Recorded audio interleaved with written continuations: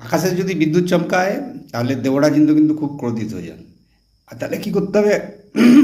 তাহলে করতে হবে ওই কিছু চাল ডাল দিয়ে যেতে হবে। কাদের দিতে হবে? বামুন মানুষগুলোকে।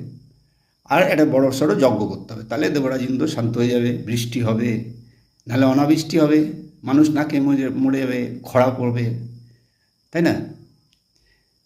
এগুলো বোঝানো হতো মানুষকে। মানুষ ভয়ে ছিল, ভীতস্ত হয়ে এই কাজগুলো করতো, তারা যেত, দান ধ্যান করতো দেবরাজ ইন্দ্রকে শান্ত করে। আসলে সেটা না, কিন্তু বিজ্ঞান পরিষ্কার করে দিয়েছে যে আকাশে বিদ্যুৎ চমকায় কেন, অনাবৃষ্টি হয় কেন।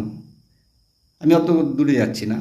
আচ্ছা, এই মহাত্মা জ্যোতি ফুলে যে মহারাষ্ট্রের ব্রিটিশ সময় ব্রিটিশ পুরস্কৃত করেছিল, তো ওনার যে কাহিনী নিয়ে ছবিটা, সেটা রিলিজ হওয়ার পরও সেখানে ছবিতে কাট করতে হচ্ছে, মানে ছবিটা চালাতে পারছে না। হলে কী কারণে? আমার মন পছন্দ না হলেই কাটতে হবে, তোমার মন পছন্দ তুমি করতে পারবে না। এটাকে কি বলে? আচ্ছা, এটা তো গেল। তারপরে এমন এমন বিষয় আছে যে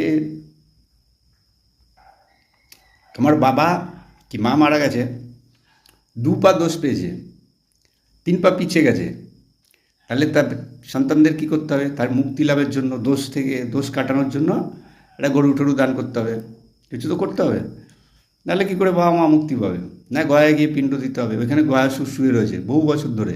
পিণ্ড না দিলে এই পৃথিবী নড়বড়ে হয়ে যাবে, ভূমিকম্প আসবে।